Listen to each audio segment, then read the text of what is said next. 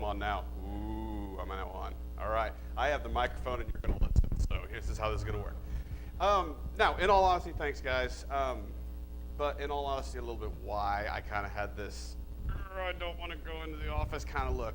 Okay, because y'all have seen, I'm buzzing like really bad. Okay, so y'all probably noticed it on me the past couple weeks, months. Not exactly been the friendliest person to be around. Slide it down. Never worn this little thing. There, it stopped. All right, I won't move. Okay. Now, I've not exactly been the friendliest person to be around. Okay, I've had some personal stuff going on. Now, I can't just be vague and just say personal stuff going on because, let's face it, I preach better whenever I actually open up and I'm vulnerable and I talk about things as much as I hate it. I love coming in here and saying, Tony, you're doing this wrong, you're doing this wrong, you're doing this wrong, go fix it, and then leave. And then I get to sit here with my feet up. However, that doesn't really work, okay? I've kind of loosely titled this, what I'm talking about is basically going from the pig pen into the presence. Because where I was sitting in the pig pen, excuse me. That's what we call our little 12-pound dog, is our pig. Don't ask why, I can't explain it. So, I'm the one sitting here in the pig pen. I'm whining, crying, wallowing in mud, throwing it at the wall, hoping that something is going to change, realizing that it's not. Basically, I'm one of those kind of people that if there's a problem, I want to fix it. I don't care what it is, I don't care how I want to fix it, but I want to fix it. Even if I don't have a plan, I want to step up, I want to fix it. If something else comes along, okay, I'll take that one too. All right, I'll take this one too. And before I know it, I'm trying to fix things that are so far out of my control, it's not even funny. And I take it all personally. I really do. And so this all starts building, and it starts wearing, and it starts breaking me down over a while. Okay, I've had several people ask me, are you okay? You look sick. I don't know, just me. So with all that, dealing with everything, I was really depressed. I didn't want to deal with anybody. I didn't want to talk to anybody. It was affecting my family. It was affecting Brandy negatively. It was affecting Raymond negatively. It was affecting my business. If you saw me up here, I looked like I was a log sitting here playing bass. I was just sitting there staring at the words back there. I don't know why. I wouldn't worship. I wouldn't do anything. I just wanted to deal with it, be in the mud, and you all feel sorry for me. But don't feel sorry for me because I don't want to know that you're feeling sorry for me. Yeah, I know that. So, if all that makes sense anyways, while I'm going through all this, then I get the call from Pastor. Hey, John, come over here. All right. And so I get told that I'm going to preach. My very first plan, my very first thing, I thought, all right, well, what can I do? Well, this right here was a good message that this guy did. I guess I can just kind of go over some notes and just come up here and just, rehash what I saw on the YouTube because that works well, let me tell you. Okay? That wasn't going to work. Halfway doing it wasn't work because I tend to be one of those people that I don't halfway things. If I do halfway things, it's really bad. So I've kind of got to jump all in head first. So with that in mind, I didn't want to pray. I didn't want to do anything. So I did. I sat down. I finally, I did start praying. I started asking God, okay, I'm not going to say you don't have a reason for sticking me up here and calling me to do this, even though I really don't want to do this. And I have a lot of other things I'd rather be doing right now. But, okay, here I am. Let me focus on this one thing. Let me focus on accomplishing this one task. Okay, because Jesus said in the Bible, you have faith of a mustard seed, you can say to that mountain, be ye removed, and it will be gone. Okay, that wasn't a literal mountain. If that was the case, I think Pikes Peak would be in New York somewhere or something like that.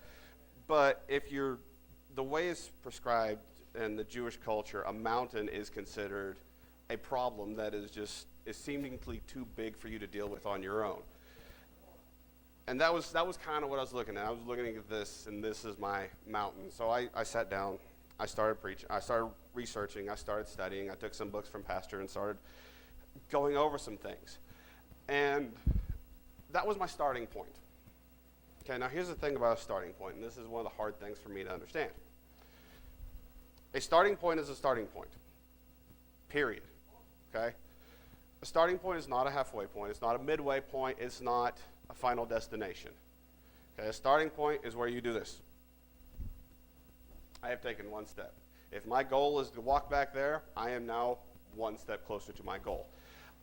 It's not ultimate. This is not where I'm going to go with things, but I'm closer than where I was. I have now taken a step in the positive direction. So everybody's got a goal. I don't care who you are, everybody's got a goal. Whether you want to say, I don't really want to do anything with my life. Everybody's got some kind of goal. But what I want to focus on today is I want to focus on what's your goal in the kingdom, okay? I don't want to focus on what's your goal out in the natural world. I really don't want to sit up here all day and talk about fat loss to you. You're welcome. Okay, so what I want to talk about is first steps coming out of your little pig pen that you're in, wallowing in your mud, okay? We're done with that. We've had it. I've had my moment in the mud. I've cried, I've whined, it did me no good. It hurt a lot of things, but it did me no good. So now we're going to start stepping forward. So let me ask you this. How can any of us, how can we advance the kingdom today? Because there's two things, in my opinion, that's going to stop anybody before they even take that first step. Before they even say, all right, today, this is my starting point, I'm stepping forward. There's two things, in my opinion, that's going to stop people. Number one is fear of failure. Number two is comparison. Okay? Now, first one I want to talk about is I want to talk about failure. Failure is not your problem. Fear of failure is your problem. If you ever listen to me really closely when I'm up here playing bass, number one, why are you focused on the kingdom? Number two, you'll hear me miss a lot of notes, okay? Now, with that being said, I'm not going to sit and dwell on it. You've been told many times that failure is not an option. Everybody in here has heard that, okay? But let me change it for you a little bit like this. I wrote it down that failure is an option, and it's usually the most readily available option at all times. But failure is a choice. Failure is not your inability to do things right, but failure is your inability or your refusal to try again. Okay, most of y'all have kids. One of you is about to have a kid. The other one just left the room. And you'll understand this. When your kid starts walking, did y'all ever think, or did your baby ever think, as much as you can think for your baby, after it's tried to walk the first 50 times and the baby just falls down, and you just see it just sit there and looks at its feet and thinks, you know, maybe this whole walking thing is not for me. I'm going to try something else. I'm going to roll everywhere I'm going to go.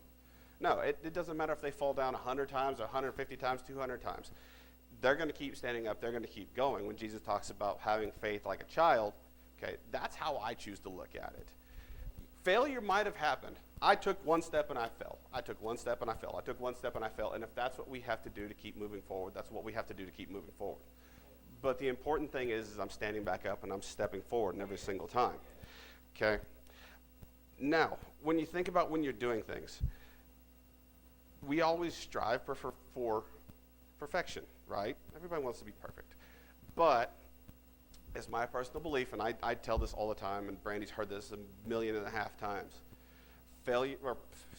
Perfection is unattainable.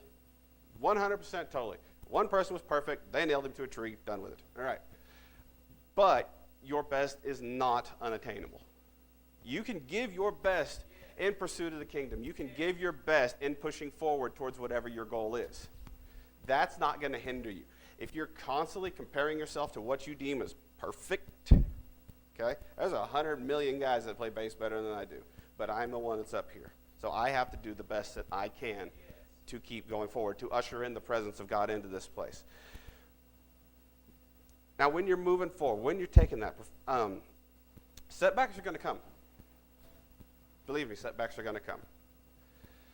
You're going to be looking over here, and there's going to be a pothole. And you might step in the pothole, you might twist your ankle and fall down. What are you going to do? Are you going to sit there and stare at the pothole and think, man, if you weren't here, I'd have been way down the road? Or are you going to stand up and get up and keep moving forward? Okay?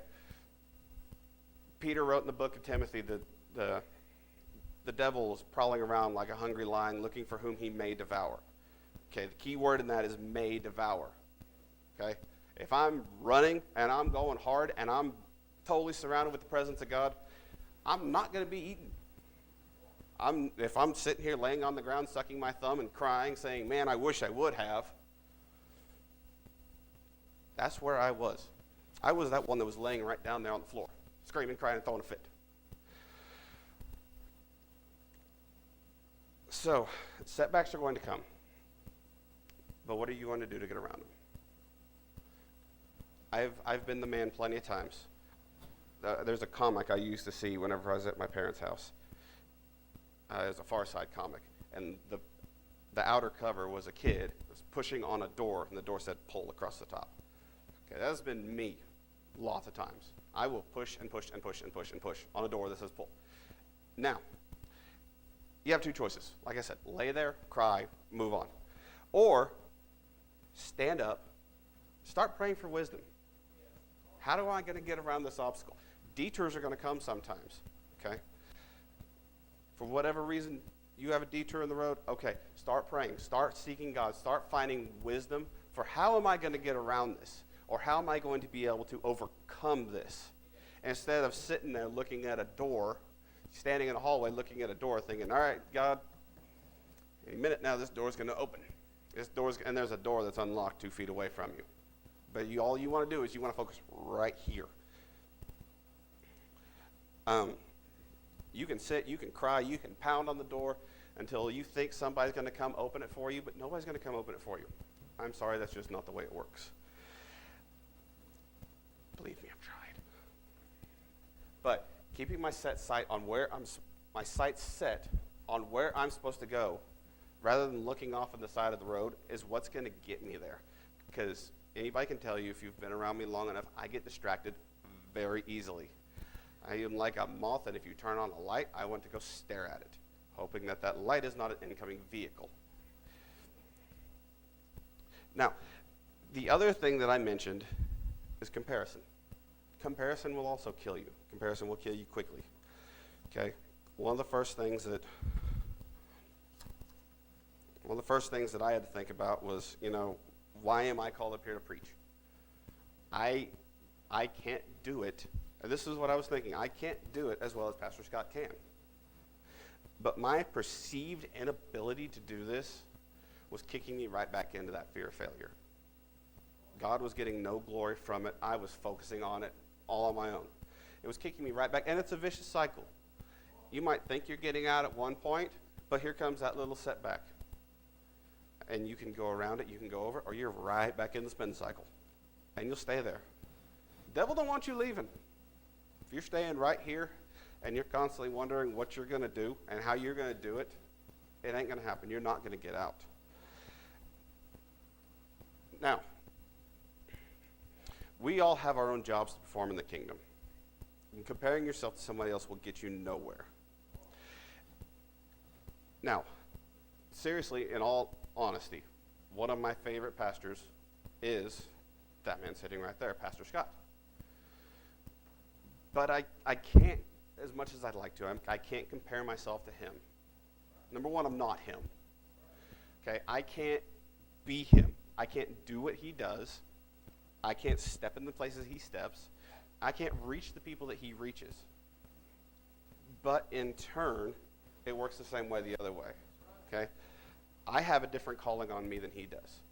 If I'm trying as hard as I can to be him, what good am I?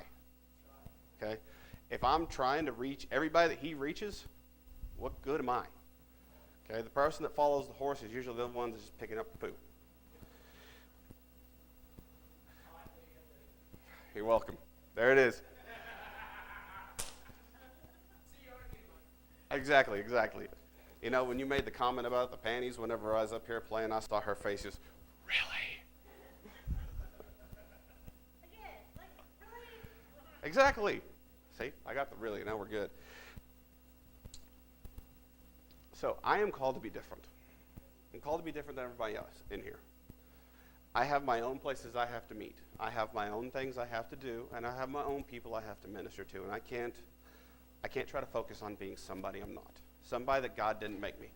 Okay, there's plenty of times in my life where I've sat back and said, God, You have made me broken. Why did you do this to me? Why did you not make me better? When in all actuality, I'm believing a lie. I have been made in the image that I was supposed to have been made in. I was popped out of the mold the way I was supposed to be popped out of. But I didn't want to see it that way because I wasn't fill in the blank here. I didn't preach as good as Pastor Scott. I didn't sing as good as Drew. I don't knit as good as Nancy because I can't knit for nothing. Okay, crochet. I'm sorry, I don't know the difference. Okay. Now, another thing that'll get people stopped is when we're still talking about comparing to each other. Okay. You know, if we really stop and think about it, you know how many souls I probably save a year? We're talking like 1 or 2, maybe 3. I don't know. I've preached to a guy at a Coke machine at McDonald's once, which that's been a while back, but because I don't go to McDonald's. But nonetheless, so how can I compare myself to some of these major televangelist preachers? How can I compare myself to Billy Graham, to Franklin Graham, to fill in the blank once again? Okay, I can't do it. But once again, out of those 1 or 2 people that I'm called to reach because of the life that I'm called to live and the ministry that I'm called to have, if I'm trying to be somebody else and I'm trying to do what I'm not called to do, I'm not going to reach the people I'm supposed to reach. I'm not going to get to the people I'm supposed to get to. I might live an entire life and minister to 10 people and win 10 souls to Christ. But one of those 10 could be the next Billy Graham, could be the next T.D. Jakes, could be the next Smith Wigglesworth. But it's my obedience to the calling of God on my life that is going to get me to where I need to go. You see, here's the thing, and this was kind of a hard lesson for me to learn, is we're all a tool in the kingdom. And we were made to be a tool a certain way, and we were made to do a certain thing. I mean, you don't pull out a chainsaw to go fix your car, mostly. I wouldn't. You don't take a wrench to go cut down a tree. Does that make the chainsaw or the wrench any less effective? No, they're just out of position. So when pulling back into position, to pulling back into being effective, which is where we need to be. So how, then, do we become effective? Okay, to become effective in achieving our goals, the one thing that we need is what we just got done singing about. We just got done singing a song, I'm a lover of your presence. Okay, it's one thing to start throwing words out, and I'm more guilty of this, and I can even begin to speak on, but it's one thing to just say this, but you got to start living it out. Okay, there's been many things in my life that I've done, and many problems that I've had. You know, things that don't get the best of me. Substance has never gotten the best of me. Okay, alcohol, drugs, cigarettes, whatever, you name it. It's never gotten the best of me. Whenever it's time to quit, like, all right, done, moving on. The thing that's gotten the best of me is, well, number one, my mouth, if you've ever been around me long enough. Shh. Okay, I'm working on it. I'm a work in progress. Okay, but it's been my pride and my desire to want to fix everything. I get overwhelmed with things really easily because narrowing the field and focusing on one thing at a time gets hard because I get worried about being backed up, and then back in the spin cycle I go. See, we're all called to go somewhere. Now, but we have a choice on fulfilling our calling of life, okay? It is a calling. If your phone rings, you don't have to answer it. Let's face it, I mean, we were given free will, okay? You know, be honest with you, pastor says, all right, John, I need you to preach. You know, for just as much as I had the ability to say, all right, I could have said no. True. God could tell me tomorrow, all right, I need you to go down to McDonald's. There's a guy sitting in the back corner eating double cheeseburger. I need you to go in there and go talk to him. What choice am I going to make? It's a calling. It's not a demand. God's not going to pull me up like a puppet and make me walk in here and, hello, sir. Okay, that's not the way this works. It's a calling to obedience. The other thing, there's a real popular phrase that it does get thrown around in church a lot. And the reason I'm going to this is you'll see in just a second. That in order to minister correctly, you need to get out of your comfort zone. I don't like that. I've never really cared much for that very much at all. Okay? And here's my reasoning behind that. Okay? If God is to be our comforter, how are we going to get out of our comfort zone if our comfort zone is within him? See, he doesn't want us out of our comfort zone. He wants us out of the lie that we're comfortable. Because lies can be very comfortable. Sin can be very comfortable. I could have me the nicest king-size pillow top, down comforter, memory foam, whatever sin bed that I wanted, and I'm going to sleep nice and peacefully in there. But to get out of the lie that you're comfortable is you've got to start chasing after God. It's going to feel uncomfortable, but it's going to be a false uncomfortableness because I'm not used to it. Okay? In Matthew 11:28-30 in the Message, it says, are you tired or are you worn out, burnt out on religion? Come to me, get away with me, and you'll recover your life. Walk with me and work with me. Watch how I do it. Learn the unforced rhythms of grace. I won't lay anything heavy or ill-fitting on you. Keep company with me, and you'll learn to live freely and lightly. So in him, we find the strength to fulfill our callings. It's still going to take some work. Pastor just got done saying that. That's the same verse of, come with me, my yoke is easy and my burden is light. But like he said, there's still work that has to be done. There's still work that has to be done for the kingdom. I still have a carriage that I've got to be pulling. Even the donkey, the lowly little donkey, still has work that can be done. And it's done by the donkey because it can do it. Donkey's not a horse. Donkey's never going to be a horse. Might want to be, but that's another story. But it's still got its own job to do. It's still going to take work. Now, with us being called to do something, here's the thing. God's not going to call you for failure. If you've got a calling, it might seem scary. It might seem, all right, I don't do that kind of thing, God. That's not me, okay? And stepping out in this can be scary sometimes. Believe me, this morning, when Pastor said, hey, I need you to pick up the acoustic and play. Cool, great, that's what I do. Then he walked back past me, he's like, you got a mouth, right? Yeah. All right, fine, I'll go sing, okay?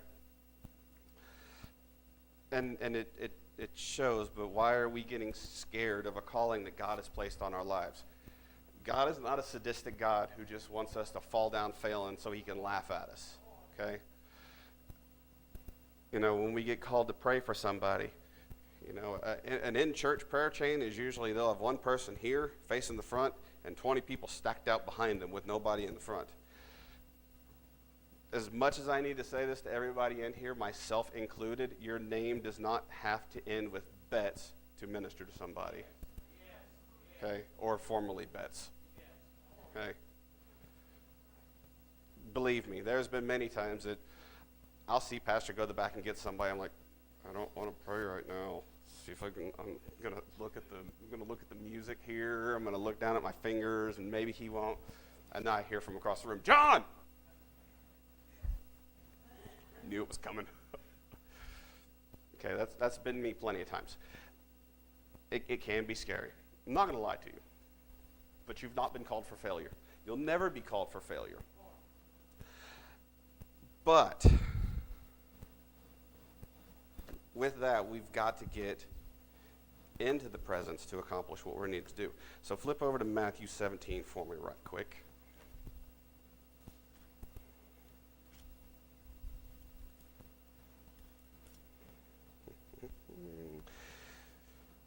Matthew 17, starting in verse 14.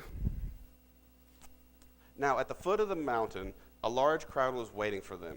a man came and knelt before Jesus. Lord, have mercy on me. My son has seizures and suffers terribly. He often falls into the fire and into the water, so I brought him to you and your disciples, but they couldn't heal him. Okay, now I don't want to focus on the healing. I'm not giving up here, giving a message on healing. But what did the guy do?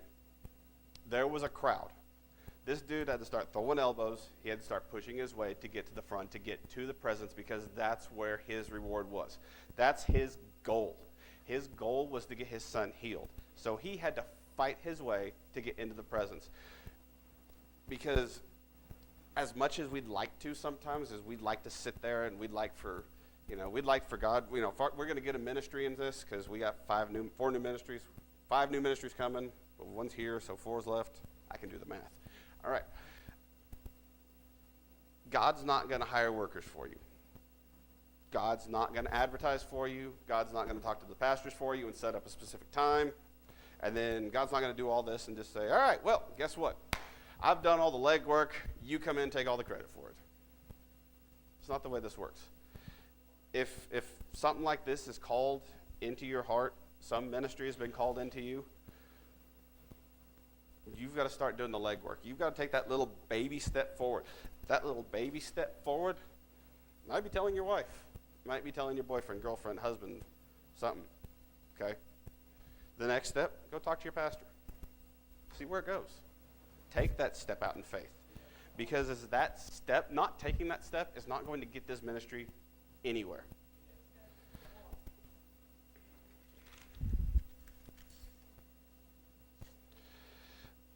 The man in the story positioned himself for a transformation. He positioned himself to accomplish the goal that was on his heart. His goal was to get his child healed, like I just said. It's easy to want to sit there and think, God will do this for me. I don't have to leave my house. God will come here and heal me. I don't have to go to church and have people pray for me. God has the ability to heal me here. Yes, he does, but it still takes that step of faith. Okay? In Luke chapter 5, when the 4 friends were taking their sick man or their sick friend to go see Jesus, okay? Jesus was in a house. They couldn't get into the house. Okay, so they had to crawl up on the roof. Now, it's not that difficult for one man to crawl up on a roof. This was 4 guys dragging a 5th that was laying on a bunch of bed sheets. There was some work being put out. It would have been easy. It would have been simple to just walk up and say, well, he's in there. We're going to be there in a minute. And you stand outside thinking, surely God will come to me. It's very possible he could. I'm not going to say that he's not going to. But when you have the ability to fight and work your way into the presence, and you're not doing it,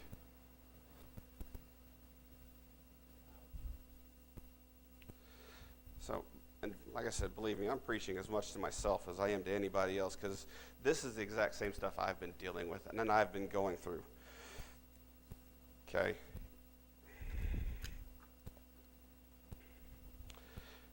Matthew 10.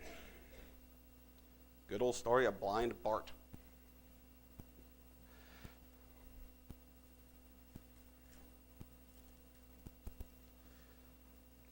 I heard him called that during somebody's message one time, and it's just stuck with me. Are you cold? Wow. No problem.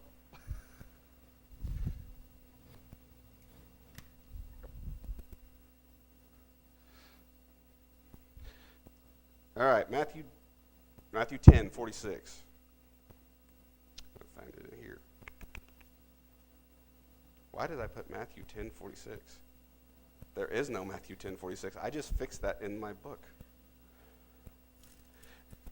I know exactly. Pardon me. I can't type out my own notes correctly.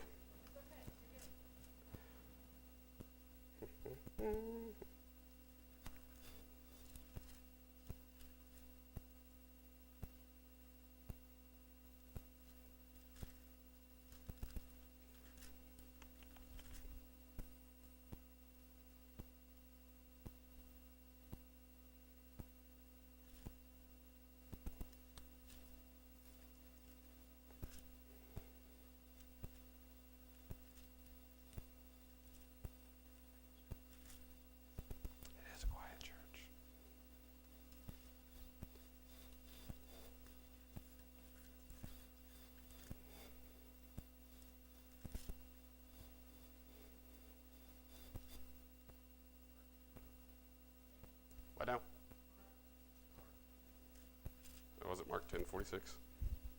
Whoops. I got on a Matthew kick. We've been in Matthew for the last little bit in children's church, and I'm probably just writing Matthew on everything now. All right, great.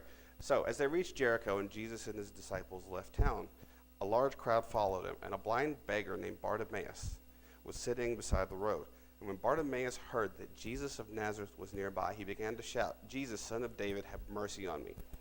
"Be quiet," many of the people yelled at him. But he only shouted louder, "Son of David, have mercy on me." When Jesus heard him, he stopped and said, "Tell him to come here." So they called the blind man. "Cheer up," they said. "Come on, he's calling you." So Bartimaeus threw aside his coat, jumped up, and came to Jesus.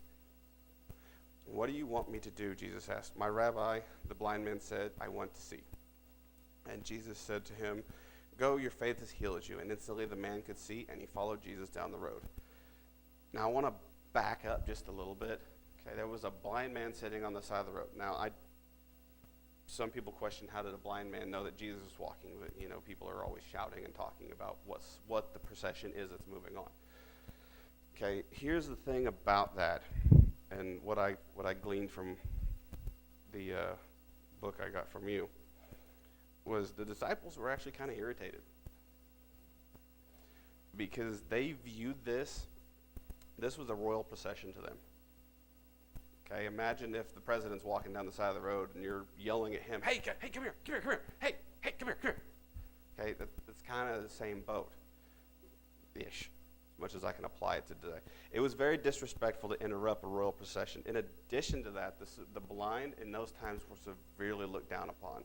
They were looked down upon because they were uneducated.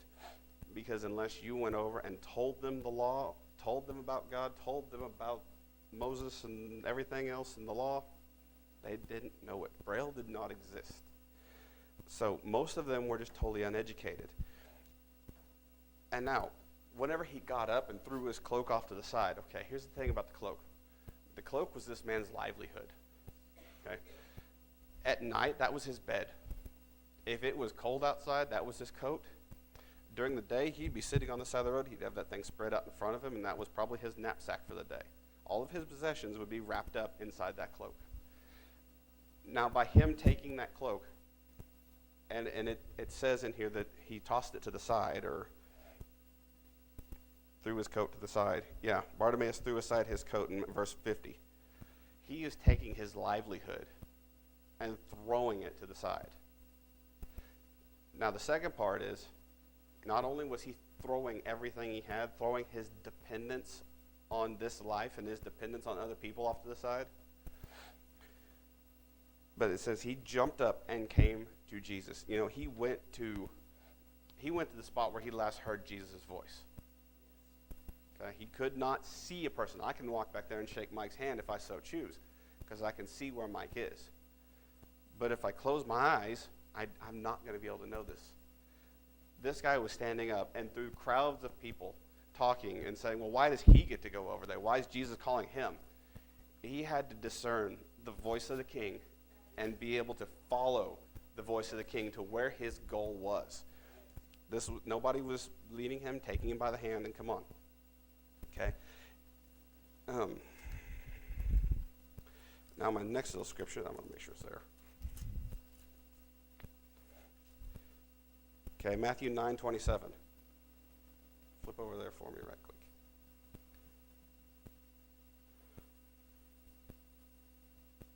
See, I've got a very similar case of,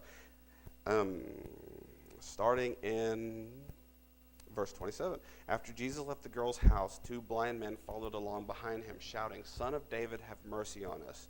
They went right into the house where he was staying, and Jesus asked them, "Do you want to see?" Once again, the same thing. They have left everything that they had. Now, here's the thing with these guys, and I've talked about this before with different people, but here's the thing with these guys, okay? They got up and started following Jesus. Now, unless somebody knew them, knew who they were, they have just left everything that they owned. If they follow Jesus and they get there, and they're like, "Rabbi, heal us," and he says, no. Their whole world's gone. Everything that they had is gone. They might have taken some things with them, but wherever they were, unless they can find somebody to lead them home, it's gone. The second part about this, the second part that I usually like to talk about is these guys, it says in the text that they walked into a house that Jesus was staying at. Now, even back then, that just totally violated protocol. If you invite somebody over to your house and they bring two of their friends, hey, thanks for showing up. Who are you?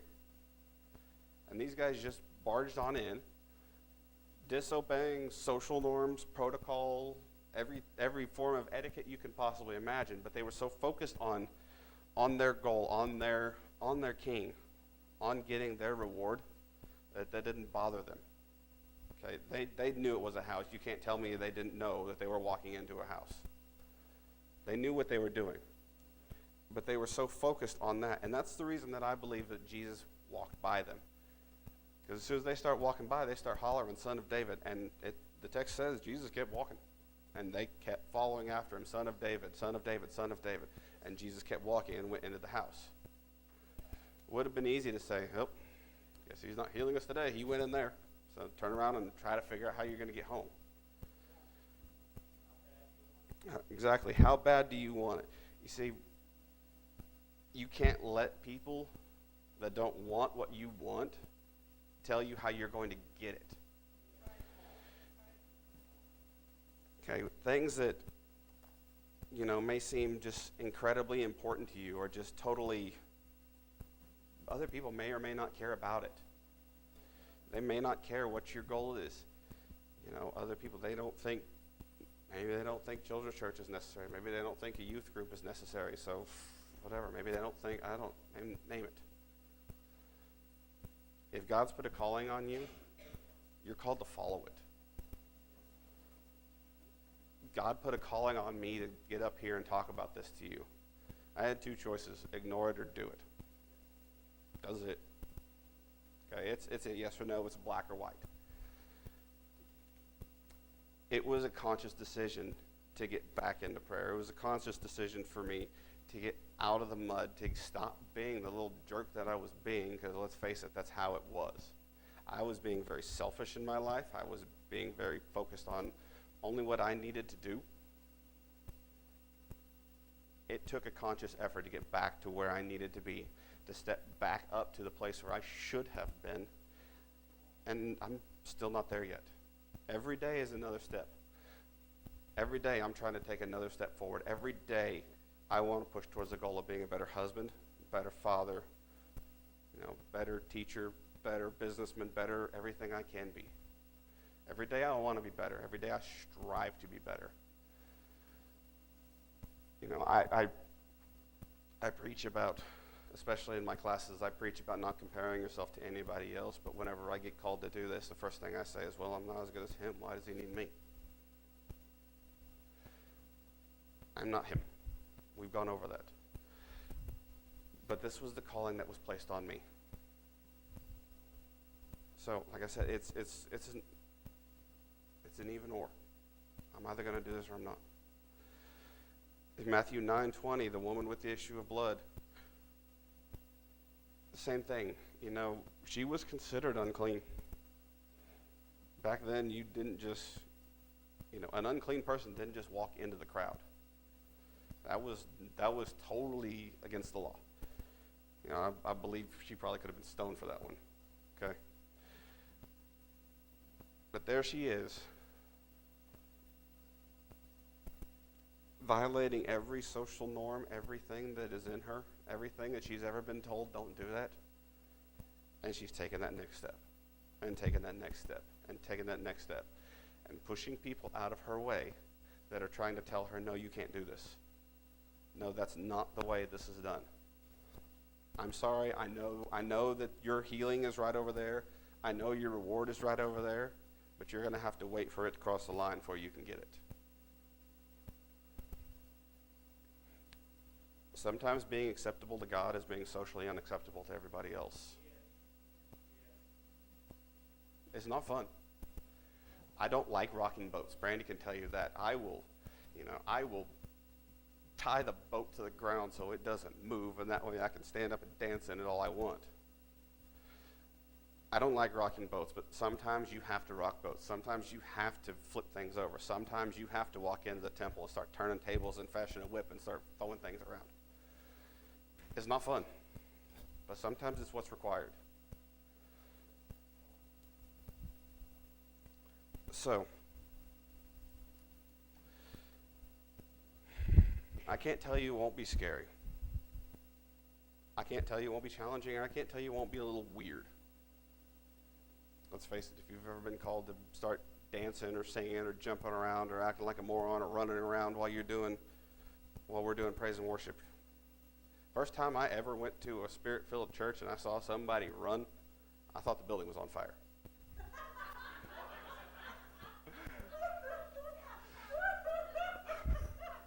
I didn't know whether to start running with them or what. Like, where's he going?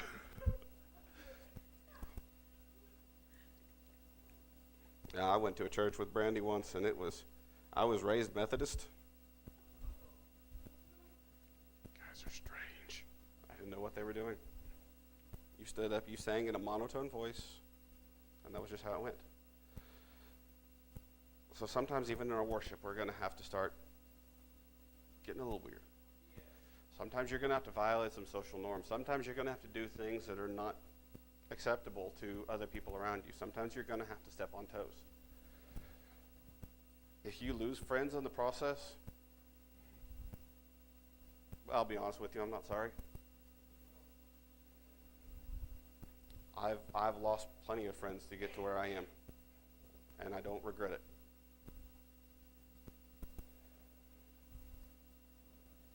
Taking that first step can be scary. Trusting in a thing that you can't see can be scary. I know God exists just like I know the wind is. There's air in the room. I can't see it, but I know it's here. But I still keep breathing because I believe that the air is not going to run out. And I will keep stepping forward because I believe God and His faith and His mercy is not going to run out either.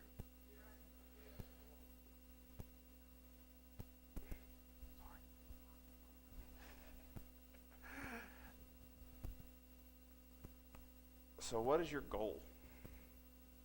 What has God been putting on your heart to do? I don't care who you are. I don't care if you're the pastor. I don't care if you're new to this church. Everybody's got a calling. Maybe your calling is here. Maybe your calling is somewhere else. If you're called somewhere else, great. I'm happy you were here. Thank you. You're amazing. Now go do what you're called to do. It doesn't matter who you are. It doesn't matter. You can be the oldest person in the room or the youngest person in the room. You still have a calling. You still have a calling. The only one that can rescind that is Him. So you have two choices. Do it or don't. There's no in between. Now, God's going to be with you every single step of the way. That I can tell you. Like I said, He's not going to set you up for failure. He's not going to give you an idea. All right, I need you to go set up this ministry, and then 6 months into it, He's going to burn it down so He can laugh at you and give you no provision to fix it. I'm not going to tell you 6 months from now this place couldn't burn down. What are we going to do if it does? Come sit here and cry about it? It's not going to build itself back up. Or we can keep going.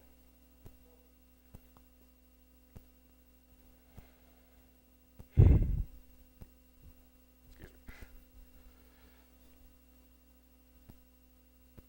All you can do is rely on that one that's with you. Because like I said, He's going to be with you every step of the way. I am with you, I will not fail you. He was a pillar of clouds in the morning and covering in the evening and everything else. He was then, He'll be there now. His word doesn't change. His word doesn't stop. God's not a liar. You were made the way you were made, the same reason I was made the way I was made. I have a job to do. It is time to get out of my little pity party. It is time to change my little Christian diaper. And it is time to start stepping towards my goal. It is time to start stepping towards that calling that I was placed on. Okay. Some people's calling may be harder than others. Does that mean God's punishing you? No.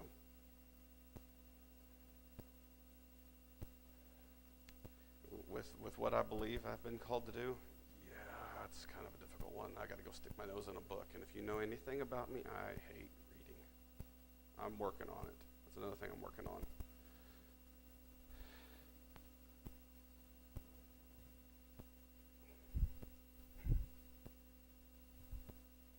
So I'll leave you with that. What's going to be your next step? We as your church family will be here with you. We will support you. We love you and we want you to succeed in the kingdom, just as we want ourselves to succeed in the kingdom. Our pastors are here. Our pastors are here to love on you, to help you. Same with every other member of this church. We are a family. We really are. I tell that to my students all the time. We are a family. We're here to pick each other up. We're not here to laugh at you. If you slip and fall, that's okay. But you don't have to stay there. Every single step forward is another step in the positive direction, is another step to where you get better. If something happens, you take a few steps backwards, life's not over. I took my ball and ran in the wrong direction. But that doesn't mean I can't come back. And that doesn't mean I won't keep trying. So that's all I've got for you guys tonight. Thank you guys for giving me the opportunity to come up here and talk.